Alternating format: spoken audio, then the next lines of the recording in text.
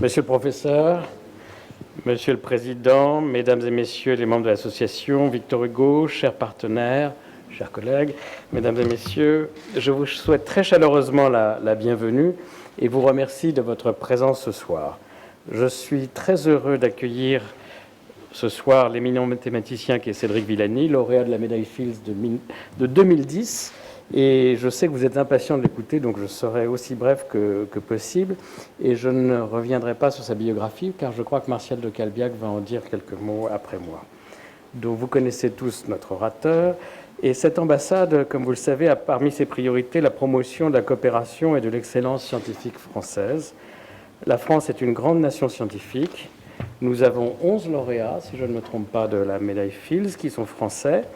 Et nous nous situons, si je ne me trompe pas, au second rang après les États-Unis pour ce beau palmarès. La France fait également partie des pays les plus représentés parmi les lauréats du prix Nobel, avec les États-Unis, le Royaume-Uni et l'Allemagne.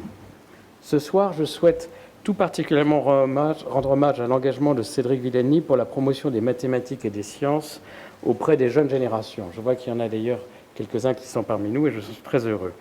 En complément de son rôle d'enseignant à l'École normale supérieure de Lyon, il parcourt le monde et a à cœur de rencontrer les élèves et étudiants pour faire rayonner les mathématiques et susciter les vocations. Cet après-midi, si je ne me trompe pas, professeur, vous avez rencontré au lycée de l'Athénée les élèves des séries scientifiques. Et demain matin, vous serez au lycée Vauban. Je salue les deux directeurs de ces établissements présents ce soir qui ont soutenu l'organisation de ces rencontres. Mes remerciements vont également aux professeurs de mathématiques de ces établissements pour leur engagement auprès des élèves. Certains sont présents ce soir et sont venus accompagnés par quelques-uns de leurs élèves.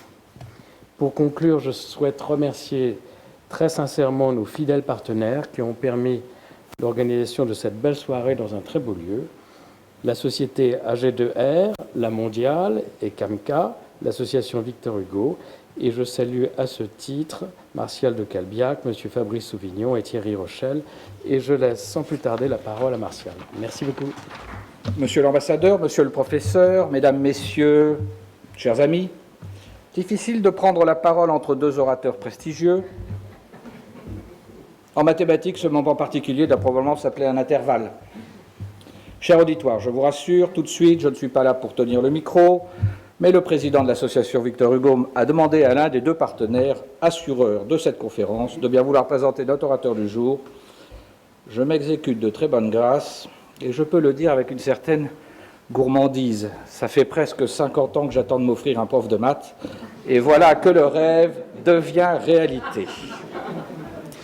Cher monsieur Villani, vous êtes né en 73, l'année de mon baccalauréat. Section D parce que j'étais vraiment trop nul en maths pour faire C.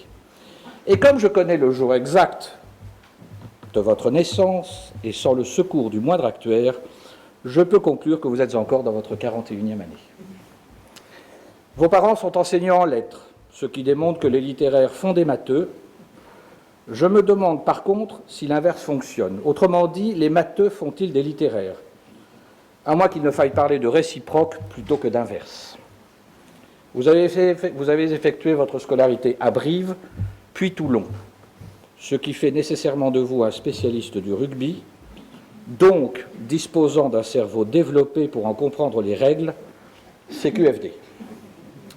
Et comme tout brillant fils d'enseignant, vous passez par Louis le Grand en prépa avant d'intégrer l'École normale sup de Paris. Je le dis ici pour nos amis non français, moins au fait des méandres et arcanes des études supérieures en France, il s'agit de l'école qui fournit les professeurs à Polytechnique. En quelque sorte, les F2X, F pour formateur. Il paraît que l'on vous surnommait Marsu.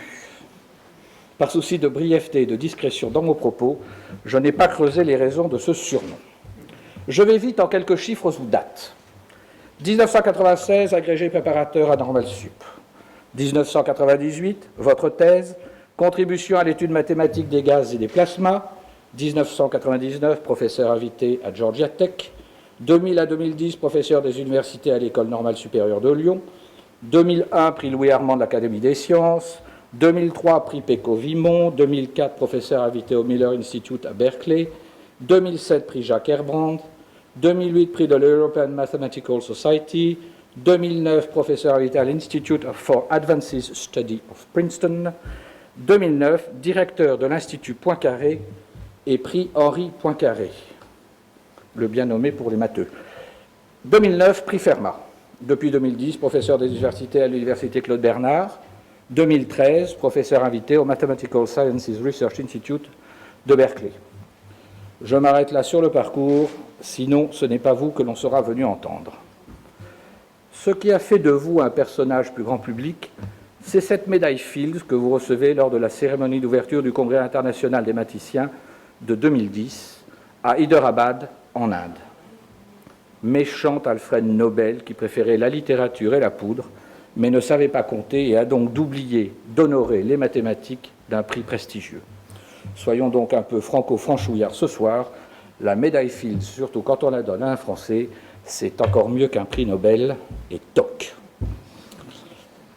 Mon rôle était de vous chauffer la salle, si tant est qu'elle en avait besoin.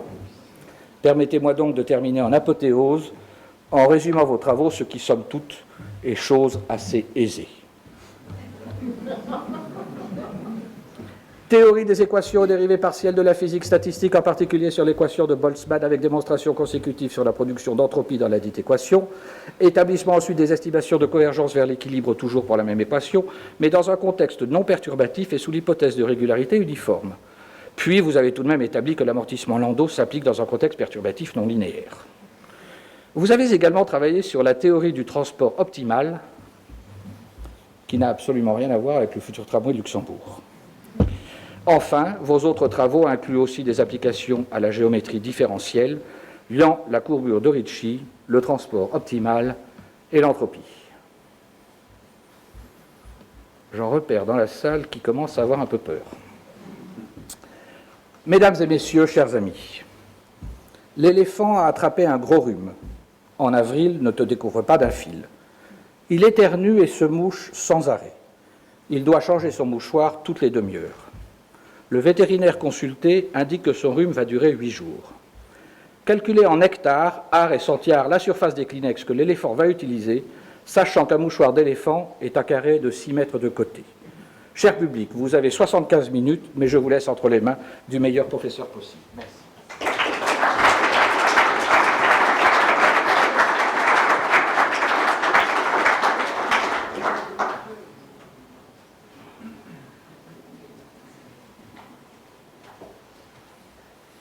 Merci beaucoup, Monsieur l'ambassadeur, cher président délégué, chers amis, chers collègues.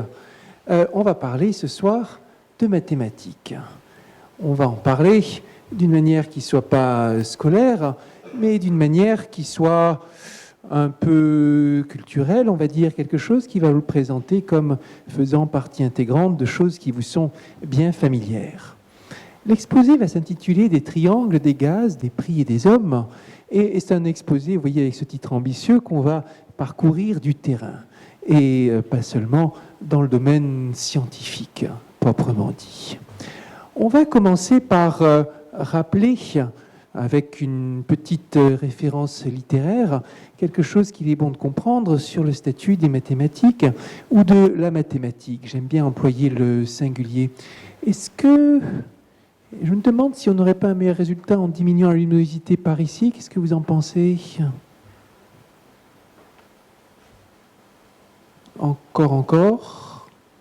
Ouais, je pense que c'est mieux comme ça. Qu'en pensez-vous ? Ok. Alors ça, c'est une image que certains d'entre vous auront peut-être reconnue. La Dame de Chalotte, un poème de la littérature anglaise, Alfred Lord Tennyson, dans laquelle cette pauvre dame de Chalotte est une noble dame du temps jadis, du temps arthurien, enfermée dans une tour, victime d'un sort maléfique qui l'empêche de regarder le monde directement, par la fenêtre par exemple. Tout ce qui lui est permis, c'est d'utiliser le miroir qui reflète la réalité pour en prendre connaissance. Et dans le poème, tout se passe comme ci, comme ça, jusqu'à ce que passe Lancelot du Lac, qui est tellement beau qu'elle ne peut s'empêcher de le regarder directement. Et la malédiction s'accomplit. La pauvre dame de Chalotte meurt, son corps dérive tragiquement sur la rivière, et ainsi de suite. Un poème tragique. Un poème tragique, et on a beaucoup fait couler d'encre pour savoir s'il y avait une idée particulière derrière la tête de l'auteur quand il a évoqué cette légende et s'il pensait à quelque chose en particulier, d'une manière allégorique. Comme il n'a pas donné d'indication, j'aime bien penser que c'est une allégorie du mathématicien, ou en l'occurrence de la mathématicienne, condamnée par un sort malicieux à n'observer la réalité qu'au travers des formules et des équations, reflet de la réalité. Interdiction d'explorer le monde, comme le ferait un scientifique avec des expériences, en interrogeant la nature, comme l'aurait dit Buffon, mais obligation de le faire au travers des formules. C'est ça qu'il faut garder en tête. On va voir des formules, on va voir des équations, mais il s'agit toujours du reflet de la réalité. Soit du reflet de la réalité physique, soit du reflet de la réalité conceptuelle, de procédures, de choses, de comportements qui peuvent se présenter à vous dans la vraie vie ou autour de vous. Ici, quelques exemples de ces formules qui vont aider la mathématicienne à prendre connaissance du monde extérieur. Ce peut être des équations. Par exemple, si vous prenez une bouteille d'eau, que vous agitez la bouteille, que vous demandez ce qui se passe à l'intérieur, ou que vous déversez, que vous faites couler la bouteille, vous pouvez vous demander comment prédire ce qui va se passer. Pendant très longtemps, on n'avait pas d'autre moyen de le faire que de réaliser l'expérience et de voir ce qui se passait. Ou quand on voyait un cours d'eau, pour savoir quels étaient les paramètres sur lesquels agir pour faire bouger ce cours d'eau, comme ceci ou comme cela, on ne pouvait rien faire d'autre que de faire l'expérience, ou de sentir le cours d'eau, ou de mettre un instrument de mesure. Et puis, au fur et à mesure, on s'est doté d'équations qui représentent le cours d'eau, qui permettent de le modéliser, qui permettent de le prédire, qui permettent de le simuler. Et on s'est ainsi doté d'un outil de prédiction par rapport à la réalité extérieure qui s'est avéré extrêmement efficace quand on a pu le maîtriser. Et puis, cet outil qui s'appliquait à la rivière, il va s'appliquer aussi à l'océan, il va s'appliquer aussi à certains gaz, il va s'appliquer à beaucoup de choses. Une même équation va pouvoir servir dans différents contextes. La force du formalisme abstrait et du fait de passer par des équations, c'est qu'une même équation peut revenir dans différents contextes. On en verra des exemples dans l'exposé tout à l'heure. Et ça, c'est une démarche, cette idée d'avoir un reflet abstrait de la réalité qui peut sembler réducteur a priori, qui s'avère extrêmement fécond et extrêmement précis, qui permet d'explorer des domaines où l'intuition ne suffirait pas, où l'expérience ne suffirait pas. Mathématiques, c'est une discipline, c'est une façon de voir les choses, c'est aussi une communauté, avec ses règles, ses codes, ses conférences, ses colloques, ses habitudes et tout ce que vous voulez. Dans le monde, ça se compte en centaines de milliers, le nombre de mathématiciens. C'est un nombre important. Il y a plus de mathématiciens vivants aujourd'hui que le total de tous les mathématiciens morts depuis la nuit des temps. Et ça ne cesse d'augmenter. Et sachant que chaque mathématicien démontre en moyenne au moins un théorème par an, vous voyez que le corpus mathématique augmente chaque année de plusieurs centaines de milliers de théorèmes. C'est une discipline en expansion, comme les autres sciences. Une discipline de laquelle il est devenu impossible d'avoir une vision globale, comme les autres sciences. Et c'est une discipline qui est en permanent mouvement. Contrairement à ce qu'on pourrait souvent penser, en mathématiques, vous n'avez pas un ensemble de règles et de théorèmes figés, vous avez un ensemble qui est sans cesse mouvant, avec des problèmes qui sont résolus chaque année, et des problèmes qui restent obstinément insolubles, du moins en apparence. Et chaque année, plus il y a de problèmes résolus, plus il y a aussi de problèmes non résolus, parce que chaque problème résolu entraîne plusieurs problèmes nouveaux qui se posent, et ainsi de suite, dans un mouvement incessant.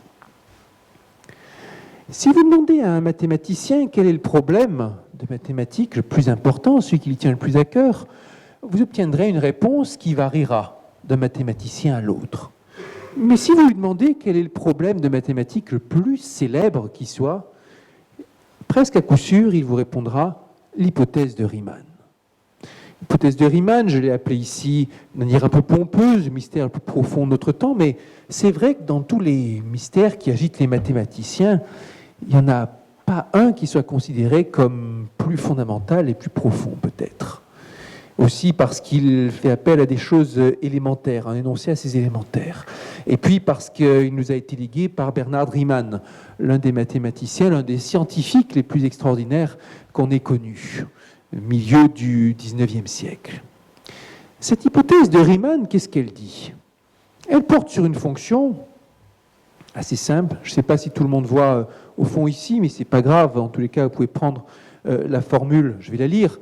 Prenez une fonction, un paramètre S, un nombre, et vous faites la somme des inverses des nombres entiers pris à cette puissance S. Par exemple, si S égale 2, vous allez prendre la somme des inverses des carrés de tous les nombres, on l'appellera zeta de 2. Si S est égal à 3, vous prendrez la somme des inverses des cubes de tous les nombres, on les appellera zeta de 3, et ainsi de suite. Il y a une façon d'étendre cette fonction à tous les nombres complexes. Un nombre S avec une partie réelle et une partie imaginaire, un nombre qu'on représentera donc comme un point dans un plan. Et on peut se demander, cette fonction, où est-ce qu'elle s'annule? Et on sait qu'elle s'annule, une fois qu'on l'a bien définie, sur tous les entiers négatifs, pairs. Et on sait qu'il y a une infinité d'autres valeurs pour lesquelles elle s'annule. Et Riemann a conjecturé, a pensé, a émis l'hypothèse que toutes les autres valeurs où elle s'annulait étaient toutes alignées dans le plan, sur une droite verticale. Bon, comment faire pour vérifier si Riemann a vu juste? On peut calculer toutes ces valeurs, ou du moins autant qu'on veut, et vérifier si elles sont alignées.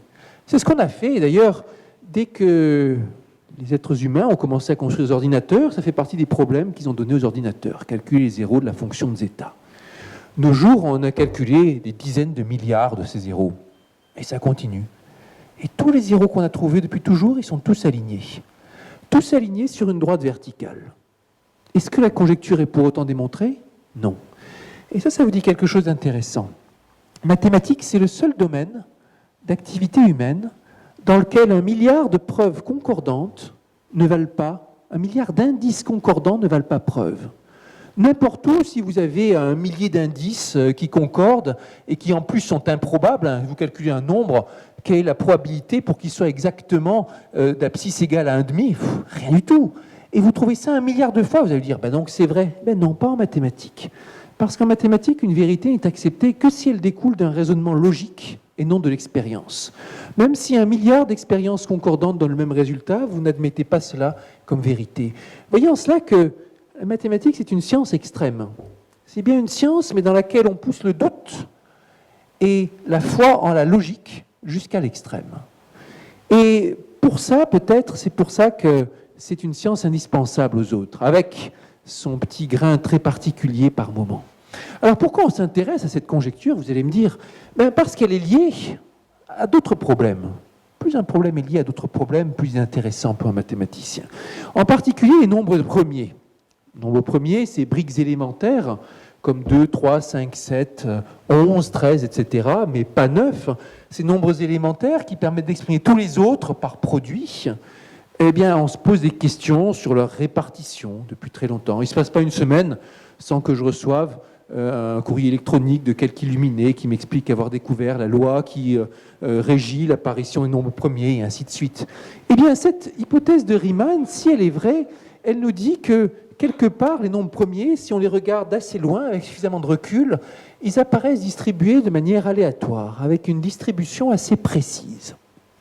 Et donc, ils sont fascinants quelque part. Elle est fascinante, cette hypothèse de Riemann, parce que derrière ces énoncés simples, il y a quelque chose de profond sur la distribution des nombres entiers, nombres premiers.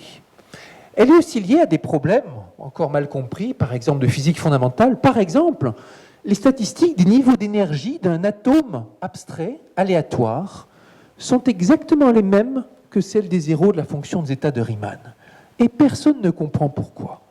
Même si vous n'avez pas compris l'énoncé exact que j'ai dit là, vous avez vu qu'il énonce une relation entre le monde de la physique quantique, le monde des probabilités et le monde de la théorie des nombres. Pourquoi? Bien malin qui saurait le dire. Et il y a comme ça de nombreux mystères liés à cette hypothèse qui font qu'elle est précieuse aux yeux des mathématiciens, précieuse et mystérieuse. Il y a $1 million offerts pour la solution de l'hypothèse de Riemann, mais c'est certainement pas ça qui va faire avancer sa résolution. Il y a beaucoup de façons plus faciles de gagner $1 million dans la vie. Il y a quelques années, le Guardian a titré que le Saint Graal mathématique pourrait apporter le désastre à Internet et parle de ces problèmes à $1 million mis à prix par le Clay Mathematical Institute. Alors pourquoi ils ont dit ça?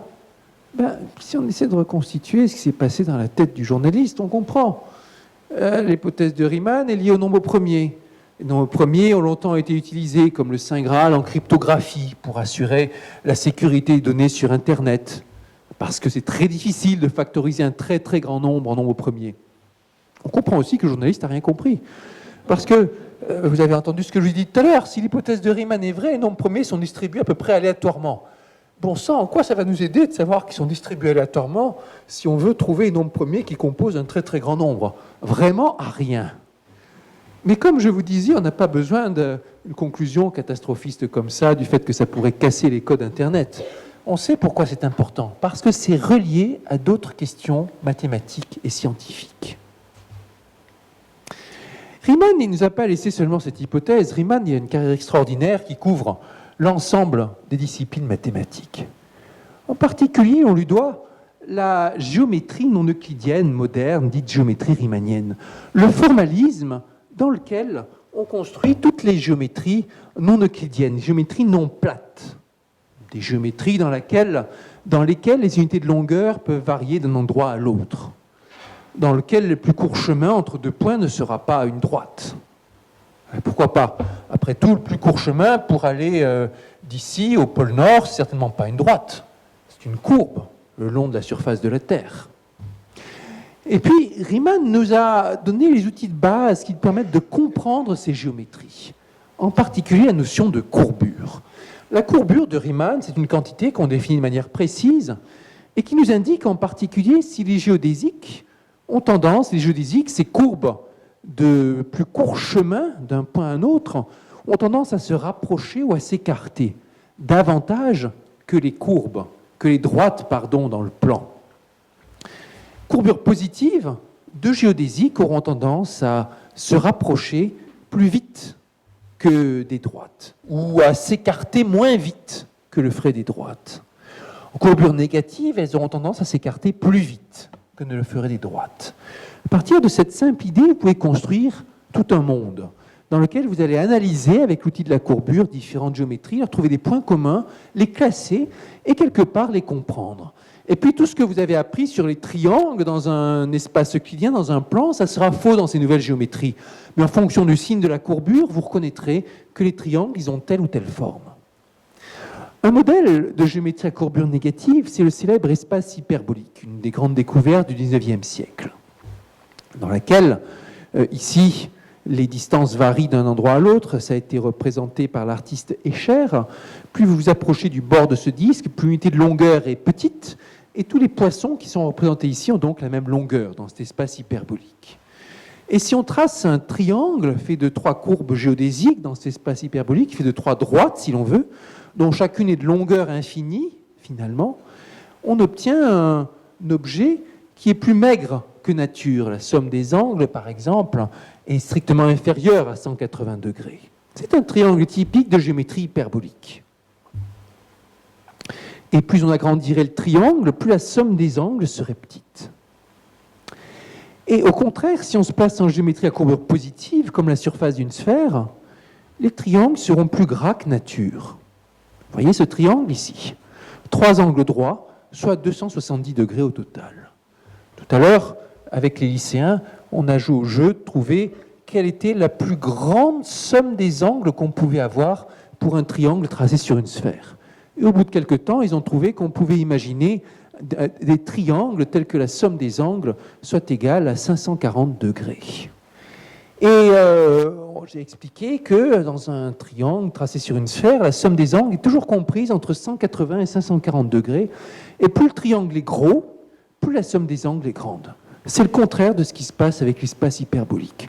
Et vous avez comme ça tout un monde, toute une géométrie courbée qui se dessine et qui rend de grands services à l'humanité depuis le XIXe siècle.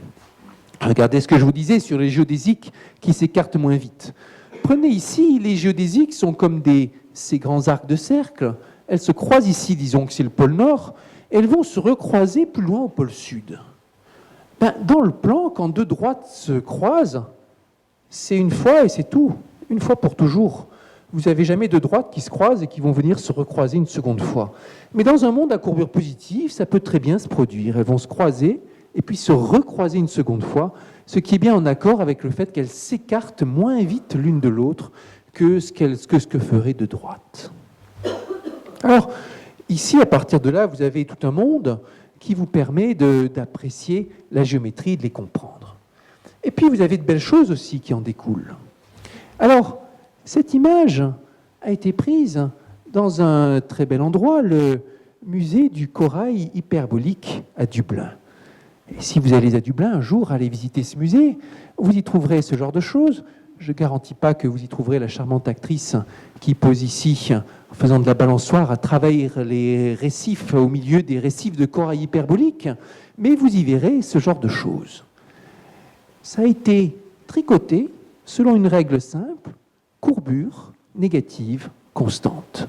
On retrouve les mêmes rapports à la surface de ces petits objets entre les angles et les surfaces que ce qu'on avait tout à l'heure dans l'espace hyperbolique. Si on traçait un triangle géodésique ici, on verrait qu'il y a un rapport direct et simple entre sa surface et la somme des angles. La somme des angles est toujours inférieure à 180 degrés. Courbure négative constante. Et regardez, on a l'impression de voir une forme vivante. Courbure négative constante, c'est aussi ce qu'on voit sur cette forme, la pseudosphère, exposée il y a quelques années dans une exposition à Paris à la Fondation Cartier pour l'art contemporain, intitulée « Mathématiques, un dépaysement soudain ». Et courbure négative constante, c'est aussi ce qu'il y a derrière cet objet qu'on voyait dans cette œuvre des artistes digitaux Palais et Bénard, une œuvre qui a gagné un prix de représentation informatique, de représentation de traitement d'image.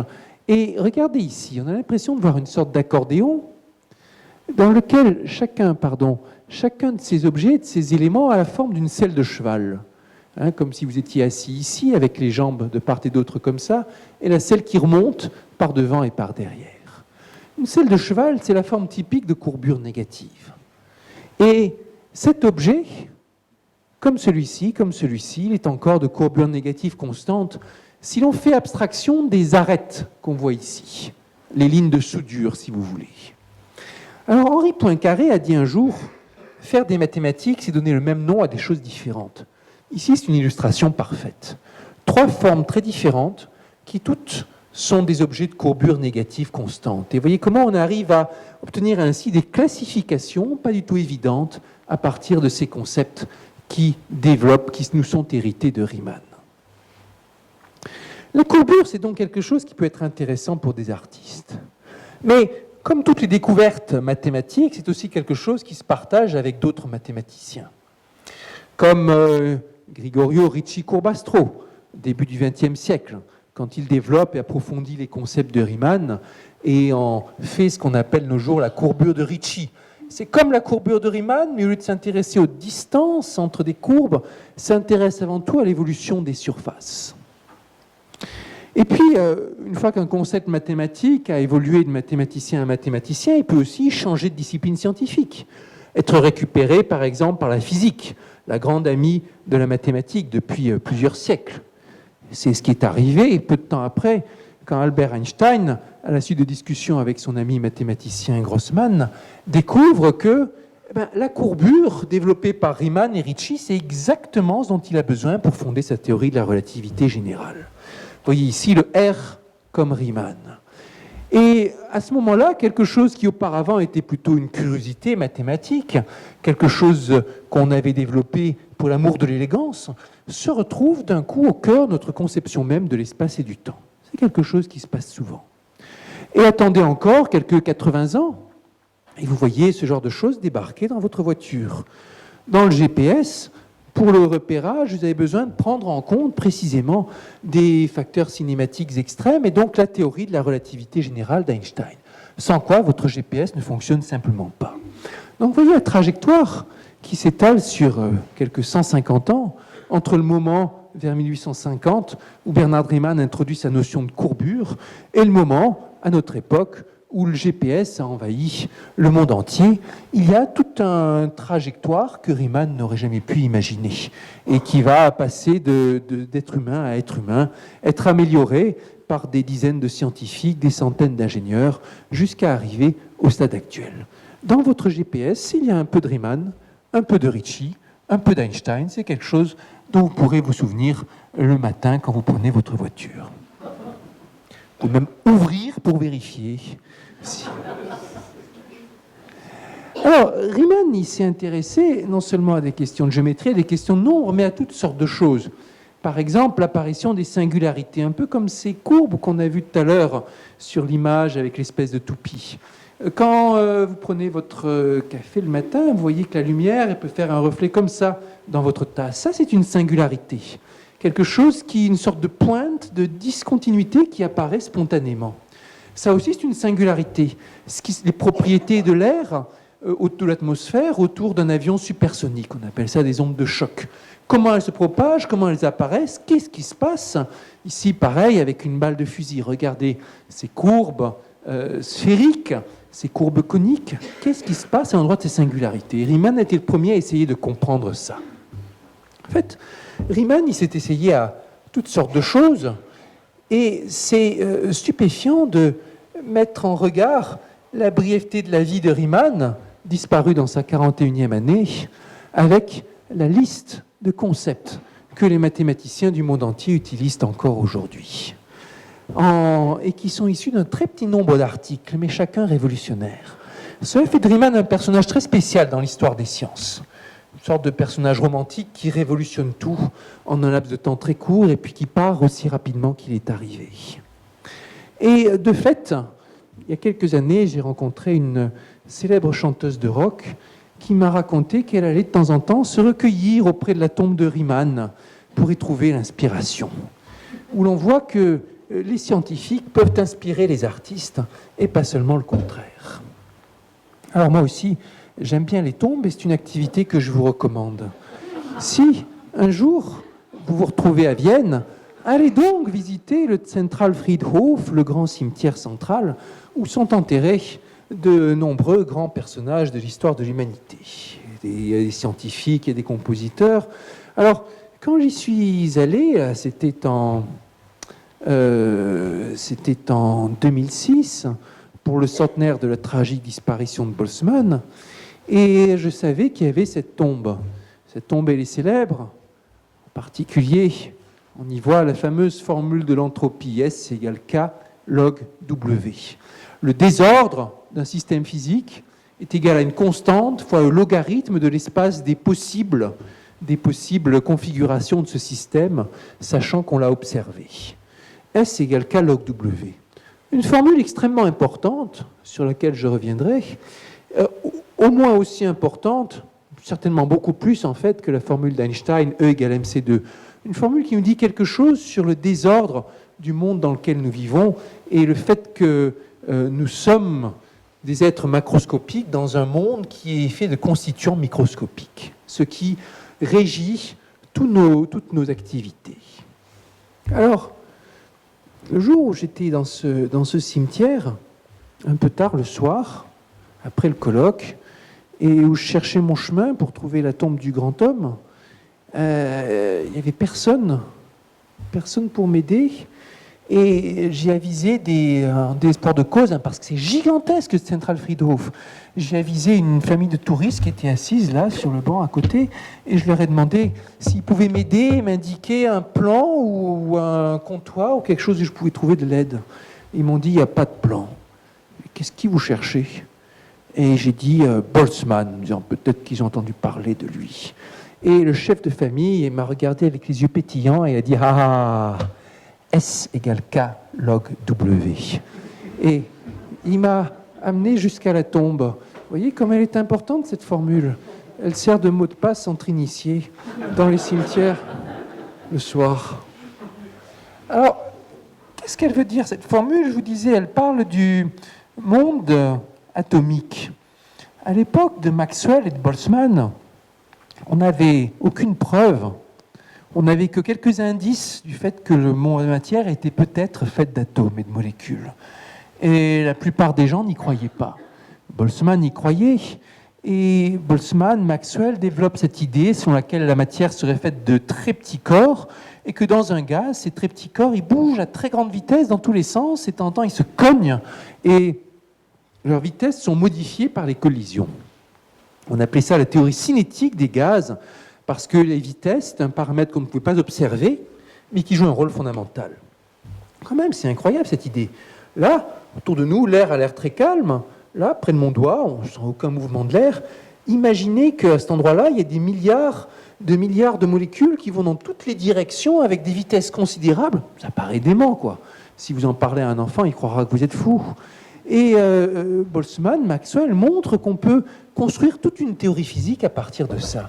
Et pendant longtemps, cette théorie physique n'avait pour elle que sa cohérence interne et son élégance, avant qu'on finisse par observer, au début du XXe siècle, des preuves tangibles de l'existence de ces atomes, de ces molécules. Bien sûr, si la matière est faite de ces milliards de particules, vous n'allez pas pouvoir les regarder ou en tenir compte de chacune de ces molécules. Vous serez obligé de recourir à une description statistique. Et c'est ça que faisaient Boltzmann et Maxwell. Au lieu de regarder toutes les molécules, on va s'intéresser à la distribution statistique de ces molécules. En fonction du paramètre de vitesse V, savoir proportionnellement, est-ce qu'il y a plus de particules qui ont telle vitesse ou telle autre vitesse, combien de particules comme ceci, combien de particules comme cela. Un peu comme quand vous faites de la démographie, vous savez, peu importe quel est exactement le nombre de personnes entre 18 et 24 ans, mais vous voulez savoir quelle est la proportion dans la population, la pyramide des âges. La pyramide des vitesses, c'était ça qui les intéressait. Et de la même façon qu'en démographie, vous vous intéressez à savoir est-ce que la population va rajeunir ou vieillir, comment va évoluer l'âge moyen, ils se demandaient comment va évoluer la vitesse moyenne, comment vont évoluer les paramètres de la distribution, est-ce que la pyramide va devenir plus tassée, plus élancée, et ainsi de suite. Et ça s'inscrit dans une quête ancienne sur la compréhension des lois du hasard. Parce que ces molécules qui vont se cogner dans tous les sens, les unes les autres, on a bien idée que ça va être comme si c'était quelque chose, un grand phénomène aléatoire, imprédictible, où le règne de l'arbitraire, si l'on veut, de l'incalculable, va se faire. Et donc ça s'inscrit dans cette montée en puissance de la théorie des statistiques depuis le tout début du XVIIIe siècle avec Jacques Bernoulli. La loi des grands nombres, cette idée que même si un phénomène est individuellement impossible à prédire, que vous allez tirer aléatoirement, par exemple une pièce, pile ou face, et si vous lancez la pièce en l'air, c'est impossible de savoir si ça va retomber sur pile ou sur face. Mais si vous la lancez en l'air 1 million de fois, vous savez qu'en gros, moitié du temps, ça tombera sur pile, moitié du temps, ça tombera sur face. Quelque chose d'implacable. Dans les années 1730, Abraham de Moivre découvre, en rapport avec les statistiques, la loi gaussienne. Lancer une pièce en l'air 1 million de fois, et non seulement, ça sera en gros 50% de pile, 50% de face, mais vous pouvez savoir quel sera l'écart à cette loi de 50-50. Il y aura une erreur, et cette erreur, elle sera une quantité aléatoire distribuée selon une loi gaussienne. Elle aura une forte probabilité d'être petite et une petite probabilité d'être grande. Et elle fera une sorte de courbe en cloche, l'ensemble de toutes les valeurs possibles, qui obéira à une loi comme une exponentielle moins x carré. Quelque chose de fondamental. Pour la petite histoire, Abraham de Moivre faisait partie de ces huguenots exilés de France après, pour cause de persécutions religieuses, émigrés en Angleterre en l'occurrence. On attend encore, on passe au début du XIXe siècle, et nous arrivons à Pierre-Simon de Laplace, qui, lui, comprend que la loi de Moivre, comme on le suspectait, est beaucoup plus générale que simplement un jeu de pile ou face. Cette loi des erreurs, montre Laplace, on la retrouve pour toutes sortes de phénomènes. Prenez un phénomène aléatoire et regardez la moyenne de ce phénomène sur un très grand nombre de tirages. Eh bien, l'erreur par rapport à la moyenne sera d'autant plus petite que le nombre de tirages est grand, et l'erreur typique sera comme l'inverse de la racine carrée du nombre de tirages. Voilà pourquoi, sur un sondage d'un millier de personnes, par exemple en politique, vous ne pouvez jamais espérer avoir une précision meilleure que 3%. Et d'autre part, la forme de cette distribution sera celle d'une courbe en cloche. Une courbe gaussienne, universelle, quel que soit le phénomène aléatoire que vous étudiez. C'est peut-être le théorème ou l'un des théorèmes les plus importants de toute la mathématique, montrant qu'il y a quelque chose d'universel qui peut surgir, quelque chose d'universel et profond qui peut surgir de la répétition d'un grand nombre d'expériences aléatoires. 1846, Adolphe Quetelet, un Belge, popularise la loi des causes aléatoires, montrant qu'on retrouve cette loi aussi dans les sciences sociales. 1889, Francis Galton la retrouve dans des phénomènes biologiques. Par exemple, prenez la distribution des tailles des individus dans une grande population, et vous trouverez qu'en gros, ça suit une loi gaussienne. Je ne connais presque rien d'aussi apte à impressionner l'imagination que la forme extraordinaire d'ordre cosmique exprimée par la loi de la fréquence des erreurs. Cette loi aurait été personnifiée par les Grecs et déifiée s'ils l'avaient connue. Elle règne avec sérénité et sans se faire remarquer dans la plus grande confusion. Et plus grande est la foule, plus grande est l'apparente anarchie, plus parfaite sera la loi. C'est la loi suprême de la déraison. Il parle bien, Galton. Et il montre là encore l'émerveillement qui surgit quand vous repérez un même phénomène mathématique dans des phénomènes physiques extrêmement différents. Là encore, l'idée de Poincaré. Faire des mathématiques, c'est donner le même nom à des choses différentes. Alors revenons à Boltzmann. L'histoire de Boltzmann, elle s'inscrit dans cette aventure statistique et dans l'étude des statistiques. Elle s'inscrit aussi dans l'étude de la thermodynamique.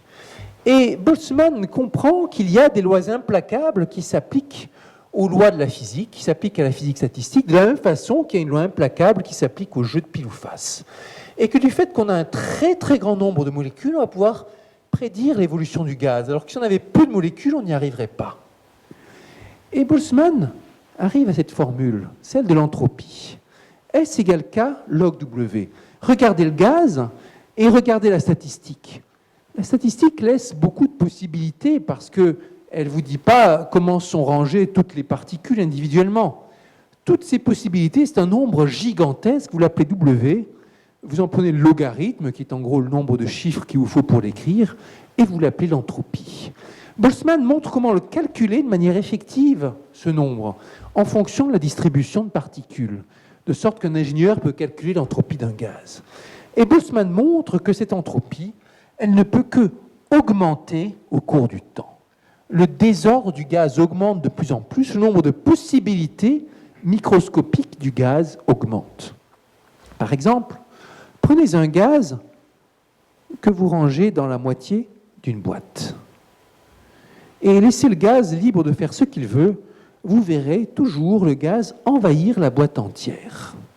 Pour prendre une analogie avec des êtres humains, si vous prenez des jeunes enfants dans une école et que vous les mettez bien sagement dans la moitié de la cour de récréation et que vous les laissez faire comme bon leur semble, vous les retrouverez au bout de quelques minutes éparpillés à travers toute la cour. Et Boltzmann vous dit, si ça se produit, c'est pas parce que le gaz veut envahir le vide. On a cette idée d'une force d'attraction du vide qui aspire la matière. Mais c'est parce qu'en fait, le gaz veut aller vers l'état le plus désordonné simplement par le jeu statistique. Et évidemment, c'est beaucoup plus désordonné d'avoir tout le monde dans toute la cour plutôt que d'être sagement dans une moitié de la cour.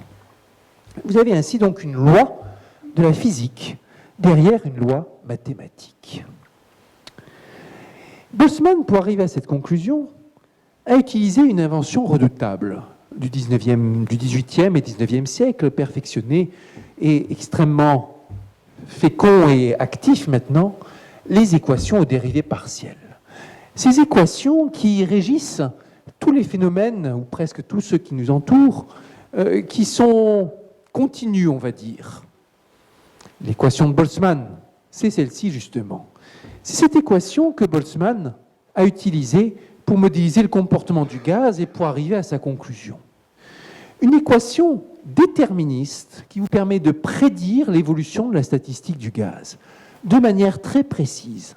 De la même façon que dans la loi des grands nombres, on arrive à prédire la statistique finale avec une grande précision quand vous faites une expérience aléatoire répétée maintes fois. Alors, cette équation, je ne vais pas vous l'expliquer, mais juste que c'est celle-là qu'il vous faut résoudre si vous voulez savoir à quoi ressemblera le gaz si vous lancez dans une certaine configuration et puis que vous attendez. Elle joue un rôle important en aéronautique, elle joue un rôle important dans la compréhension de l'écoulement du temps, elle joue un rôle important dans la compréhension de tout ce qui est fluide dilué. Et toutes ces équations, elles servent à modéliser, refléter les phénomènes naturels qui nous entourent. De la même façon que tout à l'heure, je vous parlais de la Dame de Chalotte et du reflet de la réalité. Celle-ci, par exemple, c'est l'équation de physique des plasmas, celle que j'ai dû étudier pour avancer sur la compréhension du problème d'amortissement Landau, comme l'expliquait tout à l'heure notre présentateur. C'est elle qui va vous dire comment, statistiquement, dansent ces électrons dans un plasma. C'est aussi elle qu'il vous faut résoudre pour savoir à quoi ressemblera la Voie lactée dans 2 milliards d'années.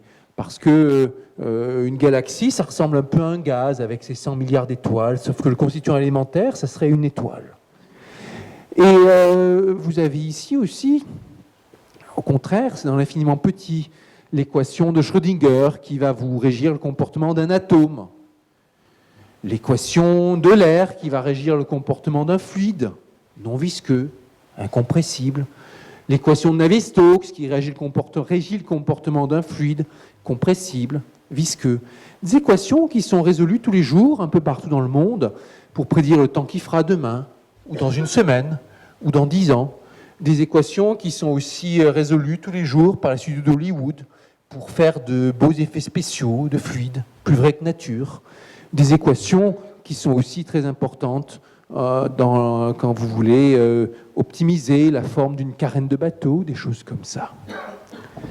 Et puis, ici, vous avez les équations de réaction-diffusion que le mathématicien anglais Alan Turing a utilisées pour tenter d'expliquer la formation des taches, des motifs dans le pelage des animaux, comme les zèbres ou les girafes. Donc ici, un panorama d'équations qui s'applique un peu à toutes sortes de phénomènes. C'est tout un monde mathématique et physique que d'étudier ces équations. C'est la théorie des équations et dérivées partielles. C'est là-dedans que j'ai grandi, si je puis dire, et cette équation, l'équation de Boltzmann, c'est la première de ces équations à laquelle j'ai été confronté au niveau recherche. Et comme je le dis toujours, la première fois que j'ai vu l'équation écrite par mon directeur de thèse, ça m'a semblé être un truc, d'abord, assez effrayant, ensuite, pas forcément très sexy, et l'idée de passer quelques années en tête-à-tête avec cette équation, ça me semblait une impossibilité. Mais quand même, il faut y aller, il faut se lancer, et puis on voit bien de quoi ça parle. Et puis je suis tombé amoureux de l'équation pendant ma thèse. C'est toujours pareil en sciences. Vous allez dans un sujet qui semble très étroit, et puis vous découvrez que c'est un monde qui s'ouvre petit à petit, qu'il y a des centaines d'articles à écrire peut-être dessus, avec des tas et tas de problèmes différents. Et j'ai travaillé au moins une dizaine d'années sur cette équation. Alors, qu'est-ce qu'il montrait, Boltzmann, avec cette équation ? Il montrait que si un gaz est régi par cette équation, automatiquement, son entropie, dont il a montré comment la calculer, elle augmente. Et c'est une conclusion mathématique qu'il a obtenue à partir d'un raisonnement abstrait. Il n'y a pas d'intuition derrière. L'intuition physique s'était arrêtée, le raisonnement mathématique avait pris le relais. Il calcule, par exemple, le taux d'augmentation de cette entropie. Alors voici cette formule compliquée qui vous dit la dérivée de l'entropie, si vous voulez, l'augmentation instantanée de l'entropie à chaque instant, est donnée par cette formule qui est toujours une quantité positive. Vous allez dire, voilà, qui règle le problème. Il a démontré une loi, il a trouvé une loi derrière ce qui semblait être complètement désordonné. Mais toujours un problème résolu, ça fait au moins 3 nouveaux problèmes qui se posent. En particulier, si ça augmente sans arrêt, jusqu'où ça va augmenter ? Alors, on peut chercher l'état de désordre maximal. Prenons un gaz dans une boîte qui a une certaine configuration. Au début, il est très ordonné. On sait qu'il est de plus en plus désordonné. Jusqu'où ça va être désordonné ? cherchons l'état de désordre maximal dans la boîte. On recherche l'entropie maximale et on trouve que c'est une distribution statistique très précise. Et cette distribution statistique, eh bien, on l'a déjà vue. On l'a déjà vue apparaître avant. C'est la loi des erreurs, la même que celle qu'avaient vue de Moivre et Laplace et les autres, la même qui régit les statistiques d'un jeu de pile ou face. Voilà le mathématicien content. On retrouve encore, dans un contexte différent, cette même loi des erreurs, faisant comme un pont entre le monde des jeux de pile ou face et le monde des jeux des gaz. Et c'est toutes ces sortes de connexions qu'on est heureux de retrouver. Et après, on cherche à comprendre pourquoi. Et on finit toujours par trouver la raison. Parce qu'il n'y a pas de miracle à la fin. Il y a de belles explications qui sont à trouver. On sait maintenant, par exemple, que l'apparition de la loi des erreurs dans le jeu de pile ou face, on peut aussi l'expliquer par un raisonnement d'entropie. Alors, voici un portrait du regretté Carlo Cercignani, l'un des spécialistes de l'équation de Boltzmann, et son ouvrage de recherche, son ouvrage sur le sujet de synthèse, c'est le premier ouvrage de recherche que j'ai lu dans ma vie. Et il avait émis une conjecture, encore un autre problème qui se pose, pour comprendre à quelle vitesse l'entropie augmente, que quand vous regardez un gaz, allez, disons un gaz homogène, on peut estimer la vitesse d'augmentation de l'entropie en fonction de l'entropie du gaz simplement. Que si son entropie est là, à ce niveau-là, eh bien, ça va augmenter rapidement, au moins avec une vitesse qui est déterminée juste par le niveau d'entropie. Et ça se traduisait par une certaine inégalité entre la différence d'entropie et le taux de variation d'entropie. Et ce travail sur cette conjecture, c'est mon premier résultat significatif, je dirais. J'avais 24 ans, c'était en collaboration avec un chercheur italien, Giuseppe Toscani, et on a montré que cette conjecture, elle était presque vraie. Si on bougeait un peu certains paramètres, elle devenait vraie. Et plus tard, je suis revenu dessus et j'ai montré que finalement, elle était vraie dans certaines conditions. Et c'était le démarrage de tout un ensemble de travaux sur un thème: à quelle vitesse augmente l'entropie, à quelle vitesse le gaz devient gaussien, un thème qui est de la physique, mais qui finalement est un problème bien posé mathématiquement, parlant d'équations mathématiques et d'objets mathématiques et d'inégalités. Et voilà, vous voyez comment Boltzmann, il s'est suicidé en 1906, convaincu qu'on n'observerait jamais peut-être une preuve de l'existence des atomes. On l'a observé en fait quasiment au moment de sa mort, la preuve de l'existence des atomes. Et c'est une pensée qui a été extrêmement inspirante. L'un des plus importants ouvrages de l'ensemble des sciences, a déclaré un probabiliste célèbre en parlant des travaux de Boltzmann. Ça a inspiré ces ouvrages de synthèse qui sont importants aussi bien pour les mathématiciens que pour les ingénieurs que pour les physiciens. Ça a inspiré des travaux de probabilistes comme ceux de Mark Katz. Ça a inspiré des travaux de physiciens comme ceux d'Einstein, grand admirateur de Boltzmann, ou de Chmielowski, dans leur explication du mouvement brownien. Ça a inspiré Jean Perrin, qui a convaincu tout le monde finalement de l'existence des atomes en faisant la synthèse d'expériences qu'on a pu faire au début du XXe siècle sur le sujet. Ça a eu des répercussions aussi en dehors de la physique. La pierre angulaire de la théorie de la communication de Claude Shannon, qu'on utilise sans arrêt chaque fois qu'on utilise des communications électroniques d'un appareil à l'autre. La pierre angulaire, c'est l'entropie de Shannon, qui est la même que l'entropie de Boltzmann, sauf qu'au lieu d'être appliquée à des vitesses de particules, elle est appliquée à des mots dans un alphabet. Et vous voyez ici que le concept, l'entropie, une fois qu'il a pris sa vie mathématique, il peut aller en dehors du but pour lequel il a été forgé. Et puis, comme je le disais, c'est aussi important pour les ingénieurs. On utilise, par exemple, pour optimiser les moteurs des voitures, l'équation de Boltzmann pour modéliser l'écoulement des gaz à l'intérieur des tuyères. Dans cet exemple, comme dans celui de Riemann, on voit tout le long chemin qu'il y a entre le développement, entre le début théorique et son application. On voit aussi que partant de quelque chose, on se développe à la fois vers quelque chose de plus pur et vers quelque chose de plus appliqué. Ce mouvement de va-et-vient est typique. Et l'échelle de temps aussi est considérable. Là aussi, c'est le même genre que Riemann, entre les années 1850 et les applications courantes pour les ingénieurs. 1870, plutôt, l'équation de Boltzmann. Parfois, cependant, l'application a lieu en même temps que la théorie, ou l'application motive la théorie. C'est le cas c'est ce qui se passe pour les travaux d'un autre de mes héros scientifiques, Leonid Kantorovitch. Né en 1912, grand physicien soviétique, Spécialiste de mathématiques pures, analyse fonctionnelle, espace avec ordre partiel, ou de choses très appliquées comme le transport routier, la bombe atomique, les problèmes d'évacuation de villes assiégées ou la tarification des taxis. Et puis l'un des premiers spécialistes de la théorie de l'approximation. Mais si Kantorowicz est passé à la postérité, c'est avant tout pour ses travaux en économie. Son ouvrage, son chef-d'œuvre, Le meilleur usage des ressources économiques, publié en 1959, et son prix Nobel d'économie en 1975. Kantorowicz est donc l'un des très rares mathématiciens à avoir reçu le prix Nobel, en l'occurrence un prix Nobel d'économie.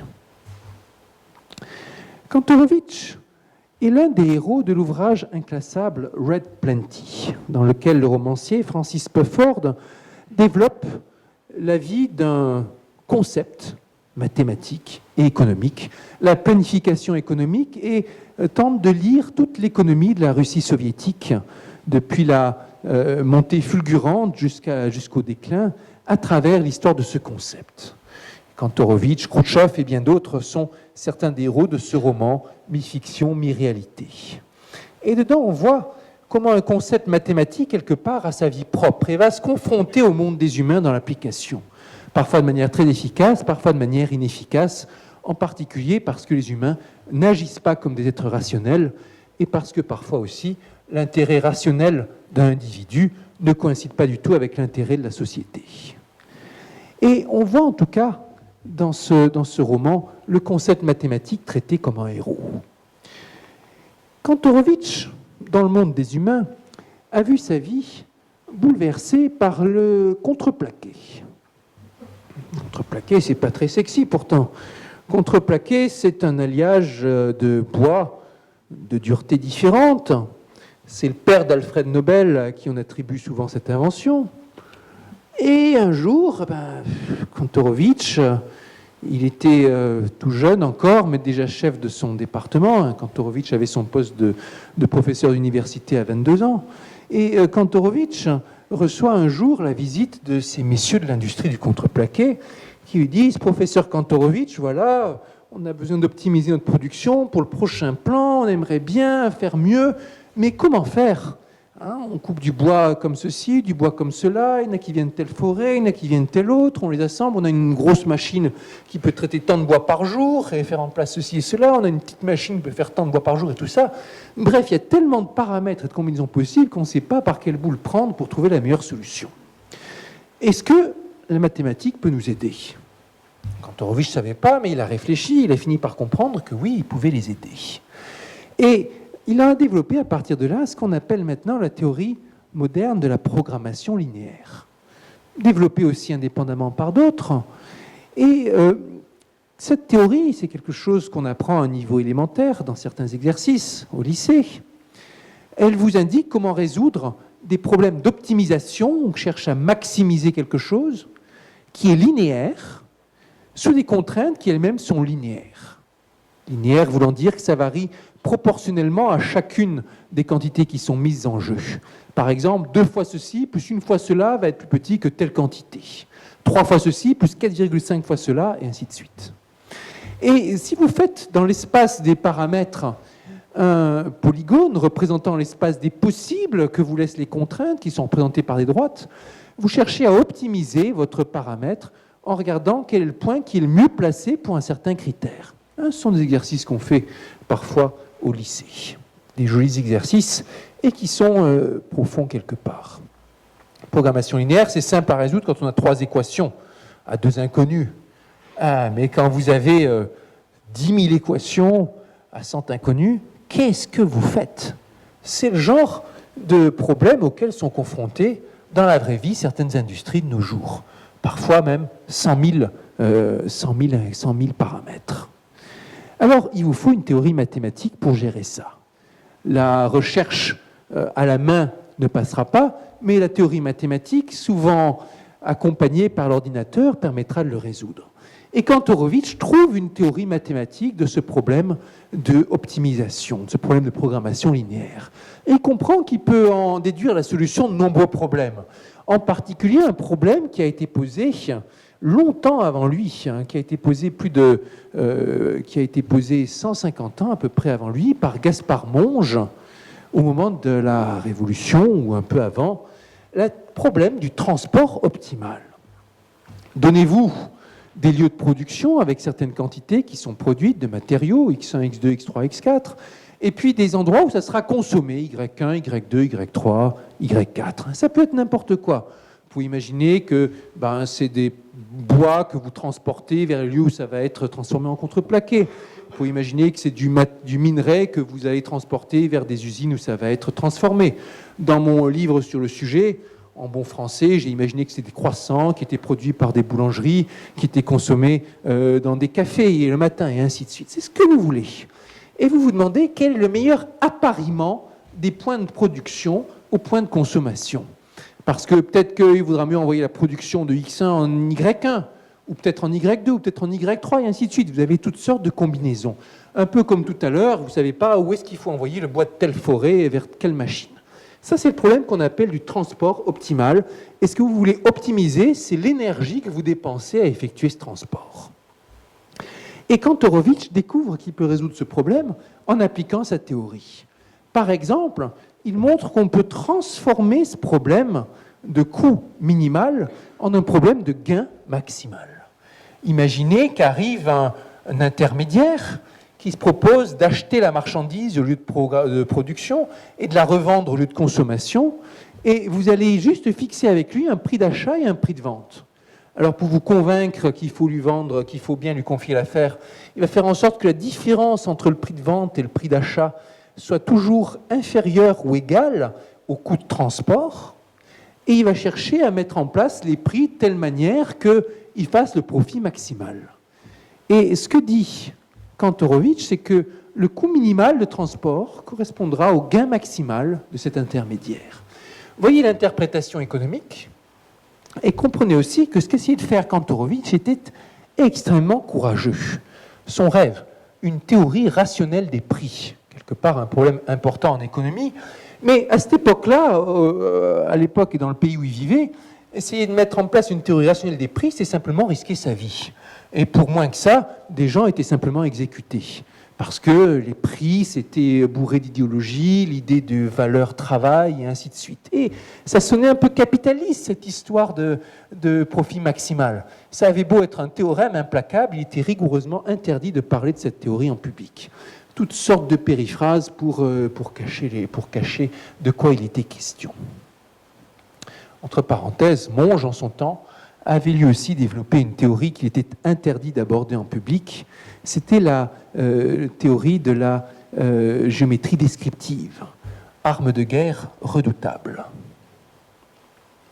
Alors de nos jours, la programmation linéaire, c'est partout.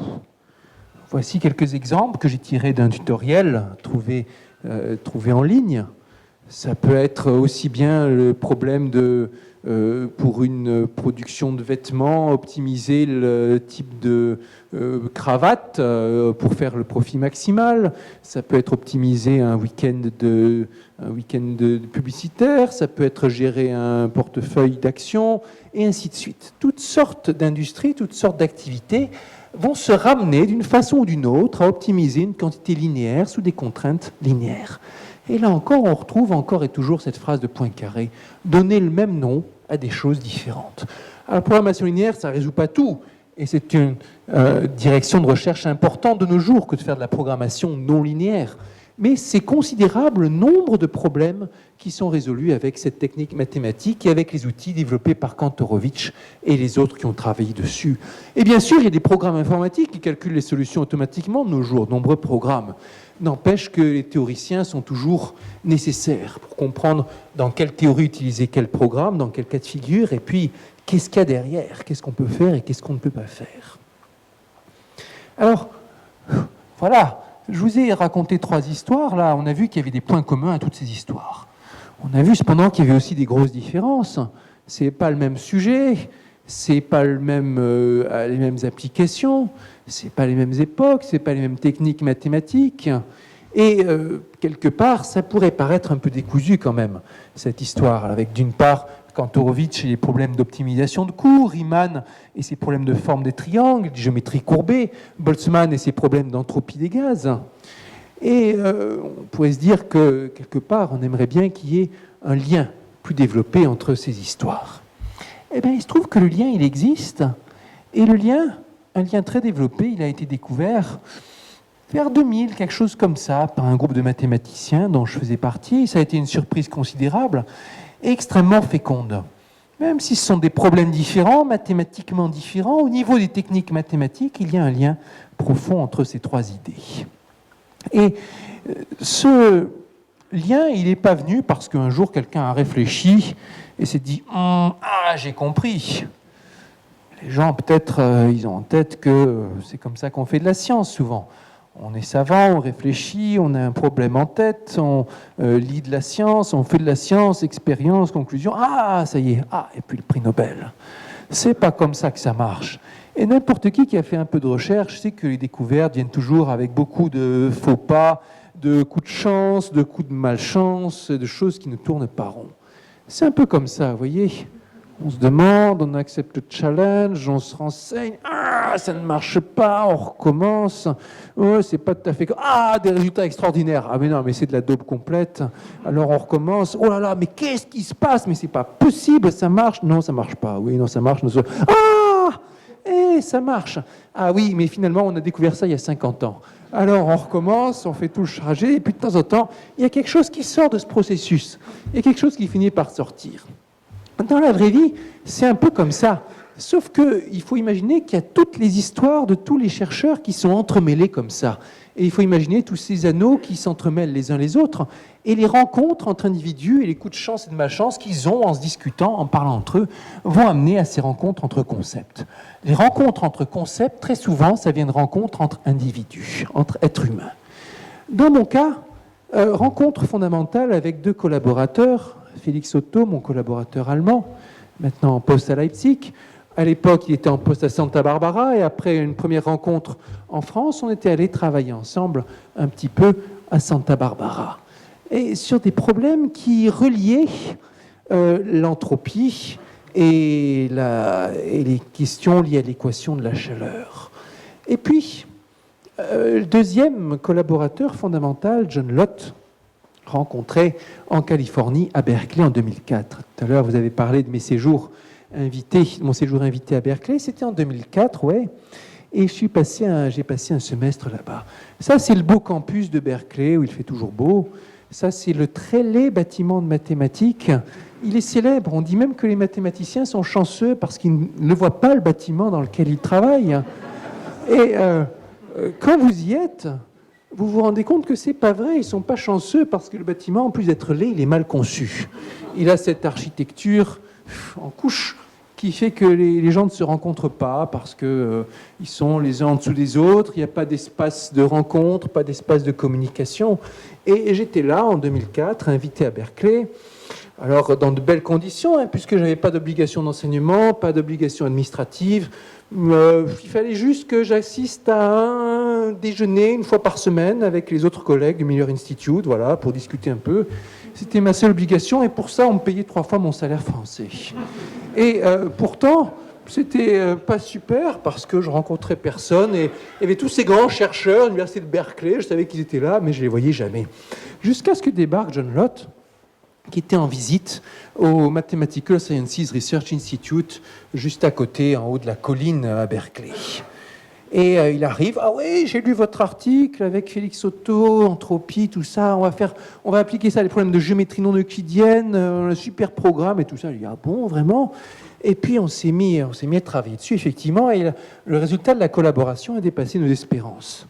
Il en est résulté un article 5 ans plus tard, qui a été un carton, et puis le démarrage de ce qu'on appelle maintenant parfois la théorie de Lott-Sturm-Villani, avec du nom de moi-même, de John Lott, et puis d'un troisième larron qui travaillait en parallèle sur le même genre de problème, avec des techniques un peu complémentaires. Alors je vais vous résumer ce qu'on a fait, ou du moins une idée qui prédominait à cette rencontre entre les 3 champs, le champ de Boltzmann, le champ de Riemann, et puis le champ de Kantorowicz, et on va appeler ça l'expérience du gaz paresseux. C'est encore une fois un point de vue sur la courbure, mais un point de vue inhabituel. Souvent en mathématiques, le progrès se fait en reconsidérant des choses qu'on connaît déjà, mais sous un angle nouveau. De la même façon que Riemann, en son temps, avait reconsidéré la géométrie développée par Gauss, mais sous un angle nouveau, et ça avait donné naissance à la géométrie non euclidienne. Alors, c'est comme toujours un travail d'équipe, et il y a en particulier les contributions de ces 7 ou 8 chercheurs qui sont indiqués ici. Et l'expérience, c'est une expérience de pensée qui va relier la courbure, le problème d'optimisation de Kantorovitch et le problème de l'entropie du désordre. Et c'est comme ça, disons, que vous pourriez expliquer la courbure de Ricci en l'occurrence, à Boltzmann, s'il sortait de sa tombe, là, comme on a vu tout à l'heure, en des termes qu'ils comprennent facilement. Traditionnellement, on explique la courbure en termes de géodésique. Le géodésique, c'est le trajet de la lumière, et une façon de dire que la courbure est positive, une façon qui est apparentée à ce que je racontais tout à l'heure sur la forme des triangles, c'est dire qu'un espace à courbure positive est un espace dans lequel on surestime toujours la surface des objets lumineux. Vous voyez ici, vous reconnaissez un triangle gras, avec des angles, somme des angles plus grandes que 180 degrés, typique de la courbure positive. Et si je me mets ici, et que j'observe une source lumineuse qui a une certaine surface, comme les rayons lumineux sont tordus du fait de la courbure, eh bien, quand je vais essayer de reconstituer la source lumineuse, je vais me tromper, parce que je vais extrapoler en fonction des directions qui arrivent ici, et je vais trouver une source lumineuse plus grande qu'elle n'est en vérité, un peu comme un mirage. Ça, c'est le phénomène de courbure positive. C'est comme ça qu'on l'explique traditionnellement, et maintenant, je vais vous donner une façon complètement différente de l'expliquer. Et là encore, comme toujours en mathématiques, le même nom a 2 choses différentes. On verra que ces 2 explications très différentes correspondent à la même notion de courbure.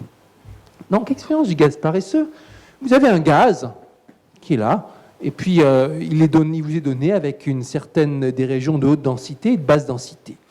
Au lieu de le laisser évoluer comme bon le semble, vous allez le forcer à acquérir une autre configuration avec certaines autres régions de haute densité, d'autres régions de basse densité. Vous connaissez le départ, vous connaissez la fin, vous intimez au gaz l'ordre de changer de configuration en 1 minute. Une réforme à faire, hop, voilà, il faut changer. Et le gaz étant paresseux, il va faire ça, il va obéir, mais il va utiliser la solution qui lui permet de dépenser le moins d'énergie cinétique possible. Moindre énergie, comme dans le problème de Kantorovitch. Et ce faisant, vous mesurez son entropie, depuis le temps t égale 0 jusqu'au temps t égale 1 minute, et vous reportez l'entropie sur un graphique.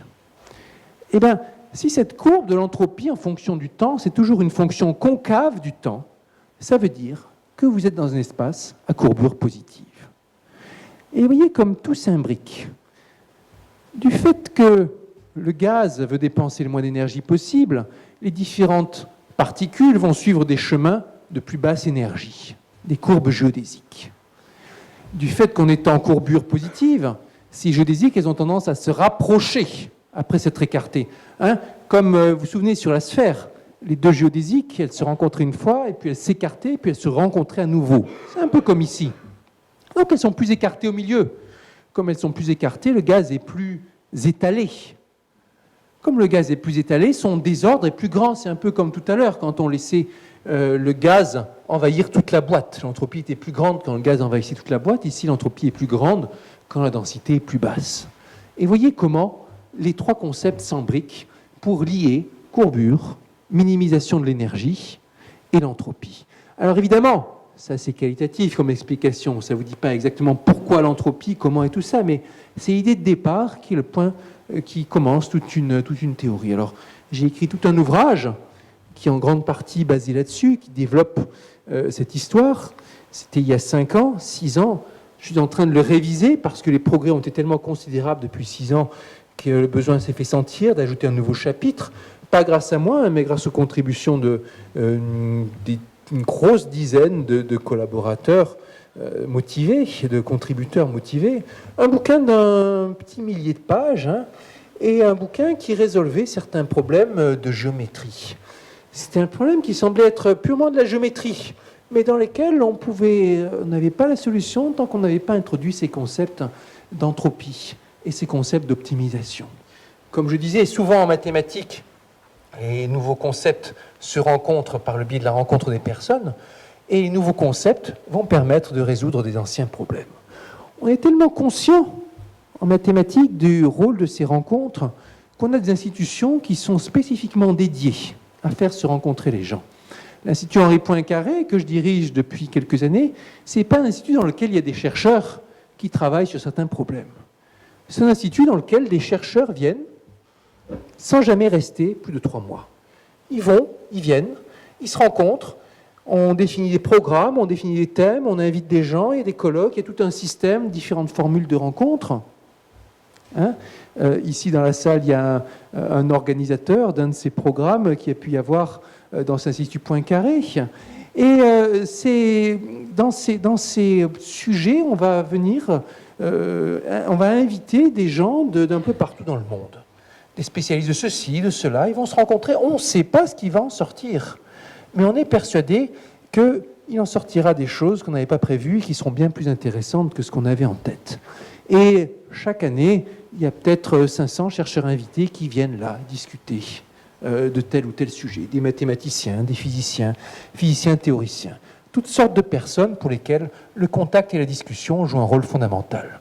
Comme quoi, et c'est là qu'on voit le sens complet du titre que j'ai donné, mathématiques, même si on présente ça comme une science dure, une science théorique, quoi que ça veuille dire, c'est finalement, comme toutes les autres sciences, une science humaine.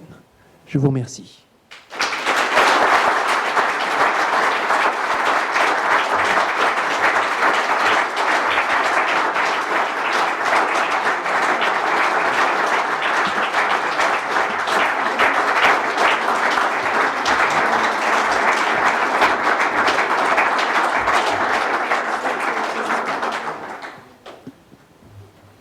Je prends des questions s'il y en a, avec plaisir.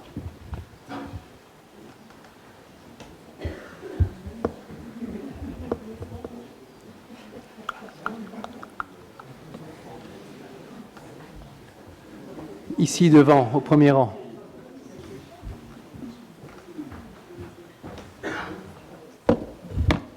Merci pour votre brillant exposé. Et il a soulevé chez moi une question qui est la suivante, en fait.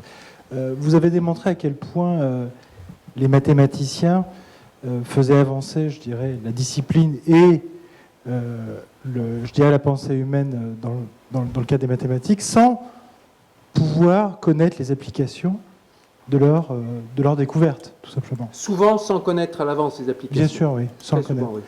Est-ce que c'est pour vous un objet de doute et qui vous arrête dans vos travaux? Et est-ce que vous avez déjà ressenti ce doute? Ah, doute pourquoi? Doute, est-ce que vous perdez la foi dans cet élan de connaissance, de progression dans la connaissance mathématique, puisque vous travaillez vers un but que vous ne connaissez pas? Pour le mathématicien, souvent le but en soi est la théorie qu'il développe, pas forcément l'application. Pour beaucoup de mathématiciens, même à des degrés divers. Il y a eu un temps où même les mathématiciens auraient tiré orgueil de ce qu'ils ne savaient pas à quoi ça servait, ne voulaient pas le savoir et espéraient que ça ne servirait jamais à rien.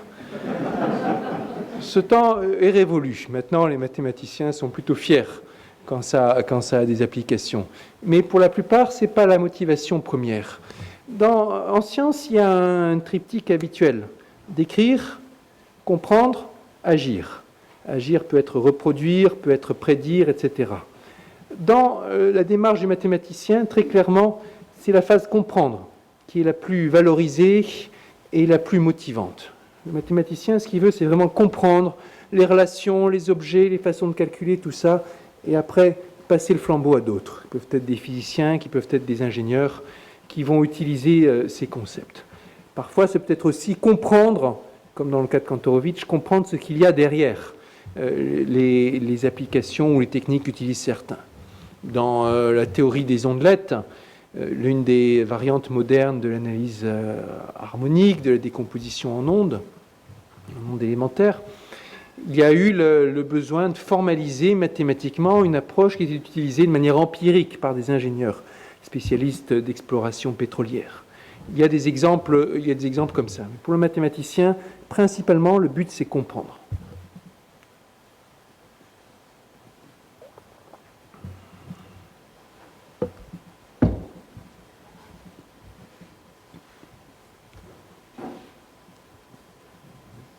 Est-ce que les mathématiques ont souvent, alors c'est mon interprétation, je vous demande la vôtre, ont souvent été à l'origine un espèce de jeu de l'esprit qui a essayé de démontrer un petit peu le monde qui nous entoure. Est-ce qu'aujourd'hui, le monde justement n'a pas un certain besoin de mathématiques? Je pense souvent aux économies d'aujourd'hui, par exemple, et tout ce qui se passe en bourse, donc la pratique. La mathématique a été développée au tout début, je pense, pour résoudre des problèmes. Des problèmes qui pouvaient être pratiques, des problèmes de transaction, des problèmes de cadastre, des problèmes de prédiction. L'astronomie a été un grand facteur de développement mathématique. Et puis après, ça a été un aller-retour, on pourrait dire une dialectique pour parler de manière un peu savante, entre le développement de la théorie et puis le développement des applications, avec des allers-retours entre les deux, et en partie quelque chose qui a acquis sa vie propre. Il y a beaucoup plus de mathématiques utilisées dans le monde d'aujourd'hui, dans les comportements d'aujourd'hui, que ce qu'il y en a eu par le passé. Et il est vrai qu'on trouve maintenant beaucoup de mathématiques ou tentatives d'utiliser des équations et des raisonnements mathématiques aussi élaborés que possible dans des domaines tels que l'économie et la finance, qui ont acquis une importance considérable aussi et qui échappent souvent à ceux qui sont chargés, à ceux qui en ont fait leur métier. La réponse est à avoir au cas par cas. Est-ce qu'on a besoin de plus de mathématiques ou pas? Ça dépend des situations. Il y a des situations dans lesquelles le problème est mathématisable, mais ça n'a pas encore été assez étudié. Il y a des situations dans lesquelles le problème semble intrinsèquement hostile à une modélisation mathématique, ou du moins une modélisation mathématique précise. Il y a tous les cas de figure. Vous avez parlé de la finance. Finance, c'est un cas typique pour lequel il y a un gros corpus mathématique, mais qui ne s'applique pas à la vraie vie, ou du moins pas directement.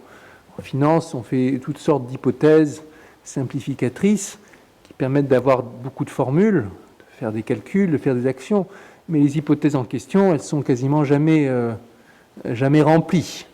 Et c'est la litanie de ce que vous disent, les gens dans la finance. On suppose que les fluctuations sont gaussiennes alors qu'en vrai elles ne sont pas gaussiennes. On suppose que les acteurs sont indépendants alors qu'en vrai ils ne sont pas indépendants. On suppose que ceci alors qu'en vrai non. On suppose que cela, et ainsi de suite. En économie, c'est très variable. Pour caricaturer, en microéconomie, quand vous avez des comportements individus et des choses qui peuvent être moyennées sur les statistiques, ça s'applique très bien. En macroéconomie, ça s'applique très mal, pour caricaturer. Parce qu'au niveau d'un pays, vous avez des questions culturelles, des questions événementielles qui jouent un rôle fondamental et très dur à prédire. Tout dépend de la situation. Et s'il est clair qu'en physique, la mathématique a eu historiquement une efficacité phénoménale, dans les autres sciences, c'est moins simple. Pas parce que la mathématique est moins efficace, mais parce que les autres sciences sont plus complexes. Autre question? Là-bas, j'en ai vu tout au fond.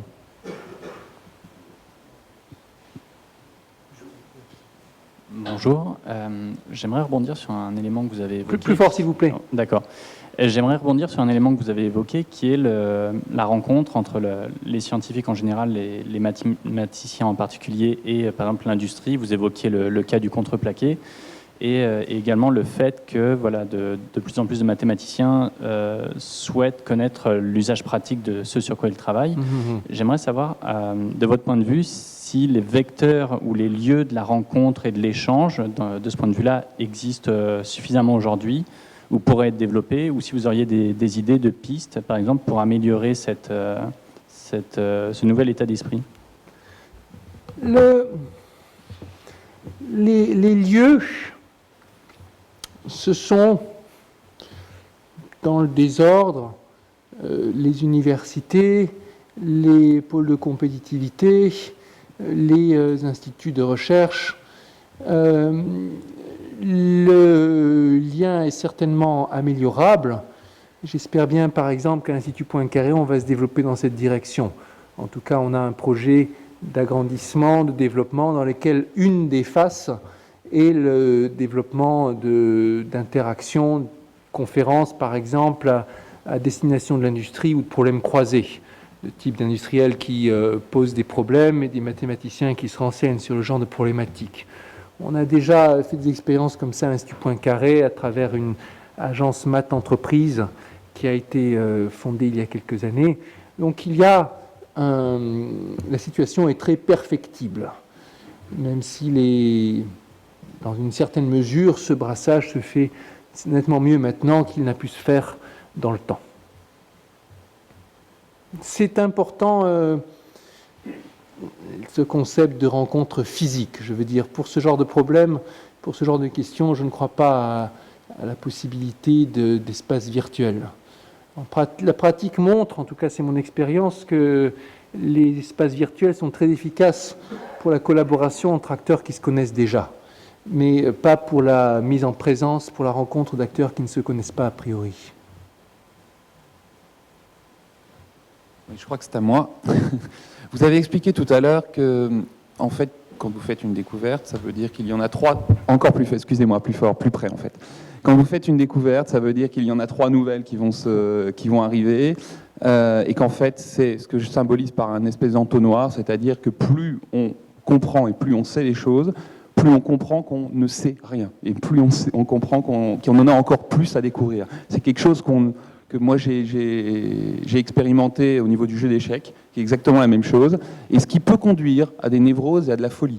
Parce que je voulais savoir, ma question porte sur est-ce que vous avez est-ce que vous pouvez, pas vous personnellement, mais peut-être l'ensemble des scientifiques que vous côtoyez, ce genre de névrose, ce genre de folie, et comment est-ce qu'on la combat?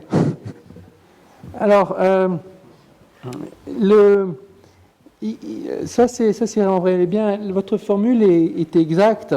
Plus on découvre et plus on va découvrir beaucoup de choses, mais en même temps, plus on comprendra que ce qu'on sait, c'est minuscule par rapport à l'ensemble. Et on le voit même quand de grands problèmes ouverts sont démontrés, on comprend que ça doit être qu'une petite brique par rapport à quelque chose d'énorme. Ça peut être effrayant, effectivement. Il y a un rapport assez différent aussi, même d'une branche mathématique à l'autre. Par exemple, il y a des domaines de mathématiques dans lesquels les gens auront l'image de quelque chose de très bien construit avec quelques zones d'ombre graves mais qui sont identifiées. D'autres dans lesquels on aura l'image d'une grande zone d'ombre avec quelques îlots de lumière. Dans les équations à dérivées partielles, c'est plutôt comme ça. Alors que dans certaines branches, théorie des nombres, on a un bel édifice avec juste quelques trous célèbres. Et le domaine dans lequel on va se placer aussi peut refléter, enfin, je veux dire, si on trouve effrayant tel domaine, on pourra se réfugier dans un autre.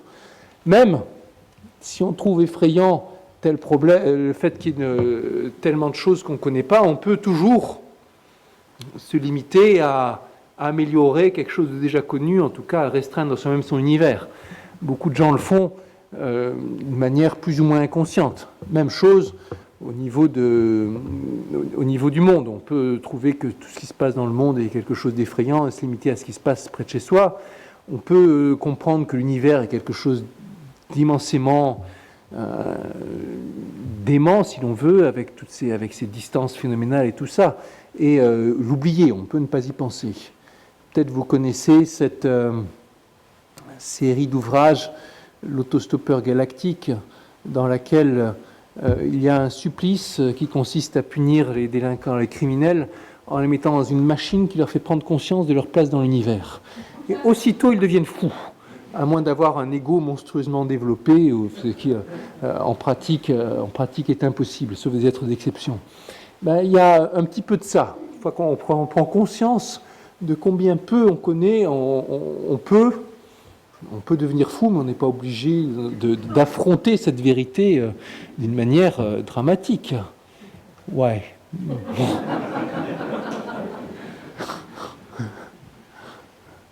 Bonjour.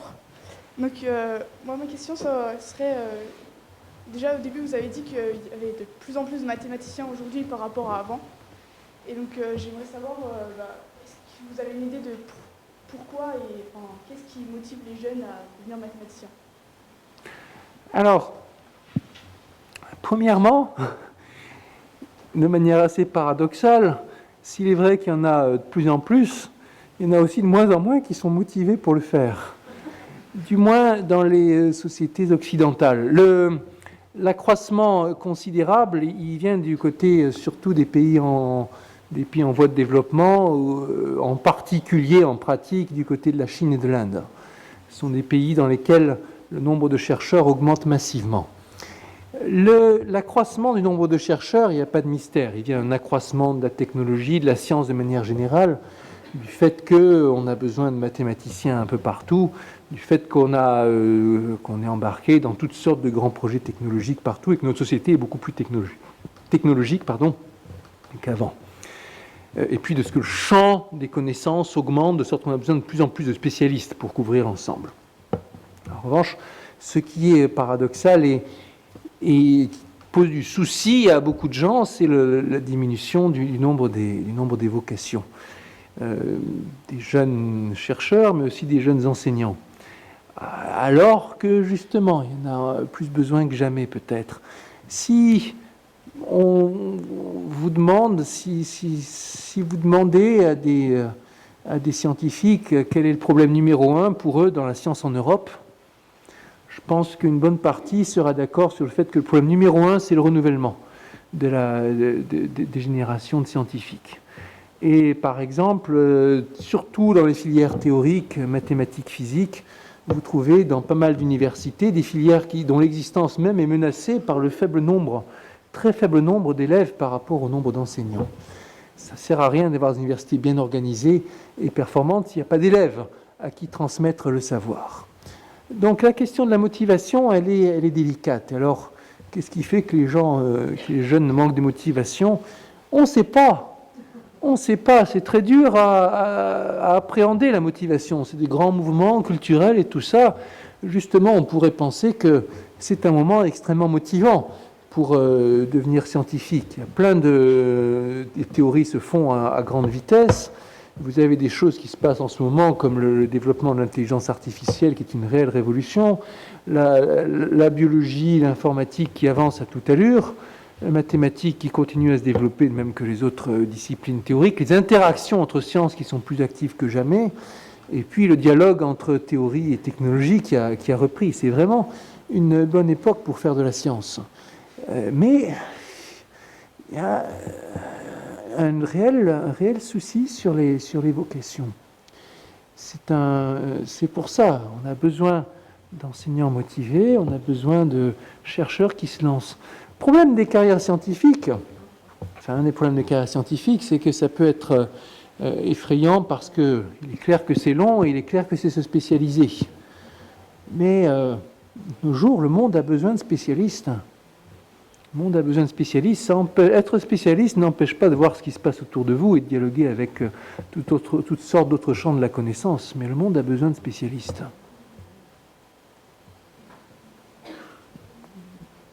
Pardon, on va prendre une dernière question parce que le professeur Villani a un agenda extrêmement précis. Bon, alors deux peut-être. Il y avait le monsieur là qui avait levé juste à côté. Pour rebondir sur cette question de motivation et de vocation, j'ai souvent constaté dans mon entourage que l'intérêt pour les mathématiques passe par une capacité à s'émouvoir devant la beauté, devant l'esthétique d'une démonstration, d'une équation, d'un théorème. Est-ce que dans vos fréquentations avec les jeunes générations, je parle de lycéens notamment, vous constatez encore cette capacité à s'émouvoir comme on peut s'émouvoir devant un tableau ou une œuvre musicale? Il est certain, bon, j'ai un discours peut-être classique dans ce genre, mais comme je répète sans arrêt, je répétais encore tout à l'heure aux jeunes, ce qui compte dans un cours de mathématiques au niveau du collège, du lycée, c'est la capacité à apprendre à faire des démonstrations, à calculer juste, mais aussi à raisonner juste, mais aussi à trouver juste, à à exercer son imagination pour faire des preuves. Le reste, les réflexes, les théorèmes, de toute façon, on les oublie. Ce sont les états d'esprit et les réflexes qu'il faut mettre en place. Et effectivement, cette capacité à s'émouvoir peut-être. De manière générale, le métier de scientifique, c'est un métier dans lequel il faut garder sa capacité de s'émouvoir sur quelque chose de précis et à concentrer son attention. Et pas avoir peur de passer beaucoup de temps sur une petite question, sur une question qui semble être un petit détail et à s'y immerger à fond. Très important pour un chercheur, c'est même au-delà de la compétence technique, c'est la capacité à pouvoir se focaliser, à faire que pendant une heure ou une journée ou un mois ou des fois une année, vous allez vous mettre tout entier sur un problème et penser à lui de manière très intense jusqu'à ce que vous ayez trouvé le truc qui va permettre de le faire avancer.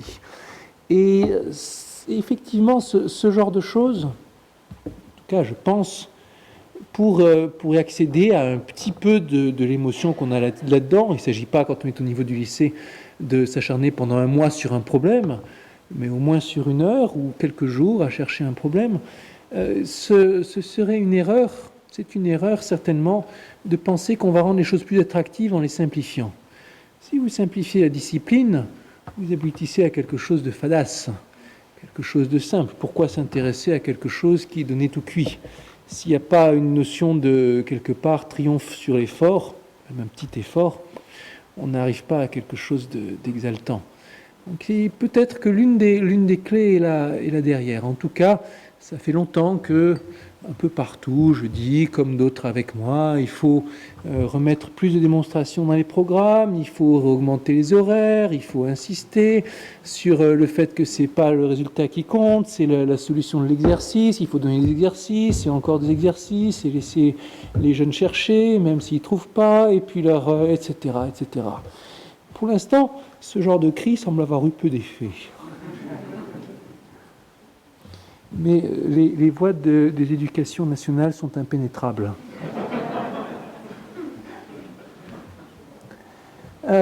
Dernière question pour vous. Vous avez choisi de communiquer avec le public des conférences, mais aussi le passage par le récit. À quel besoin intellectuel a répondu chez vous la création de ce récit? Et quel a été l'accueil de ce récit dans le monde des mathématiciens? Très franchement, le récit, c'est encore une histoire de rencontre. Donc j'ai publié en 2012 chez Grasset ce récit Théorème vivant qui présente le périple du mathématicien à la recherche de son théorème, avec ses échanges avec ses collaborateurs, avec les discussions sur 3 continents différents pendant 2 ans et demi, avec toutes sortes d'errances et de rebonds et de coups de théâtre. Et je l'ai présenté comme un roman d'aventure, si l'on veut, avec aussi toutes sortes de contextualisations et sans expliquer l'objet de la recherche même, mais juste en insistant sur les circonstances et la partie aventure. C'était pas un besoin que j'avais, et je ne me serais jamais livré à cet exercice si je n'avais pas rencontré un éditeur qui, lui, avait en tête, qui cherchait un ouvrage pour sa collection. Donc c'était le directeur des éditions Grasset, et il se disait, bon, voilà un mathématicien qui a l'air intéressé à communiquer, c'était avant la médaille Fields, peut-être, lui, il va pouvoir nous expliquer ce que font les scientifiques. Qu'est-ce qu'ils font de leur journée, quoi? Qu'est-ce qui se passe dans leur tête? Mais c'est qui? Qu'est-ce qu'ils font? Et moi, je m'en fiche de savoir qu'est-ce que c'est l'entropie ou qu'est-ce que c'est les gaz et tout. Je veux savoir ce qu'ils font de leur journée.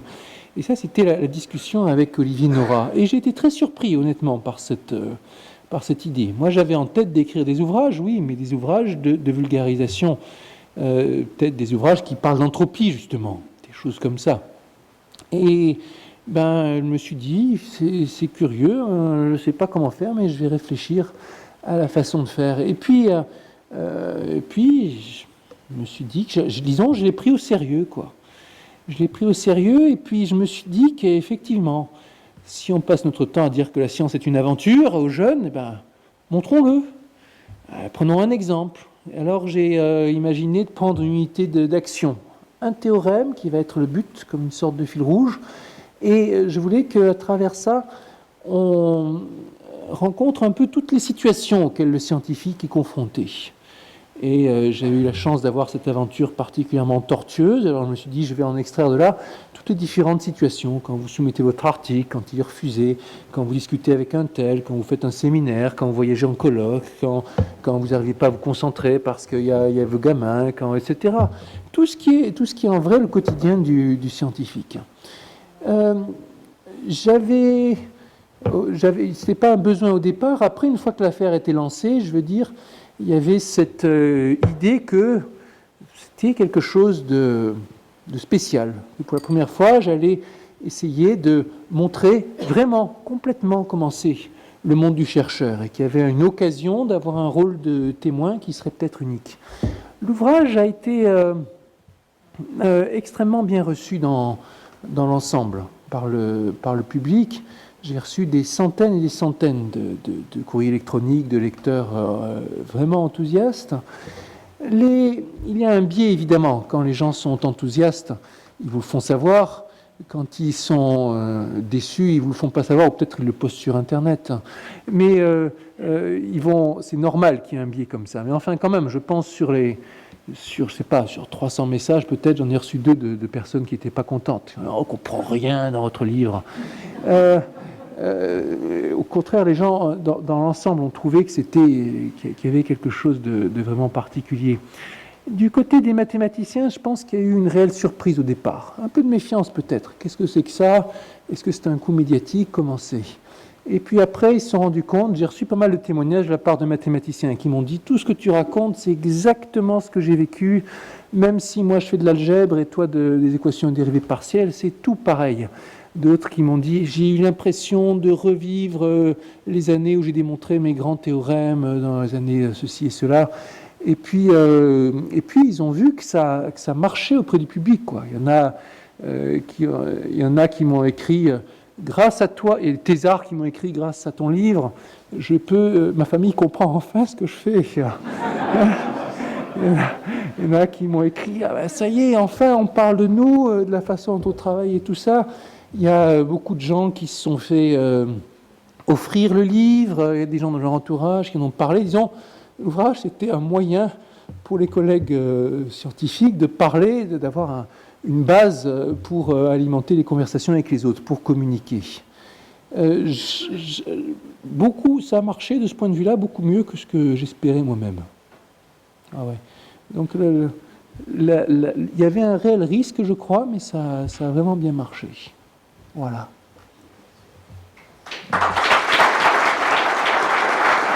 Merci.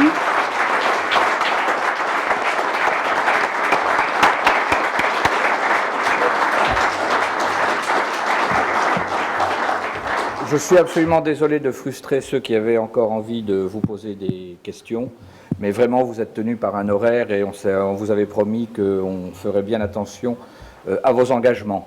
Je voudrais, monsieur le professeur, vous remercier, vous dire que je suis très heureux de ne pas aller à l'école parce que comme toujours, quand on avait des très grands professeurs de mathématiques, on comprenait parfaitement bien ce qu'ils nous disaient pendant qu'ils dispensaient le cours, et le lendemain, quand on avait l'interrogation écrite, on parlait des dérivés alors qu'on était sur les intégrales.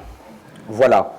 Merci infiniment d'avoir accepté notre invitation. Et puis, comme il n'est pas question de partir sans montrer qu'on est tous très très bons, je voudrais vous dire que le mouchoir fait 1 hectare, 38 arts et 24 centiards. Merci.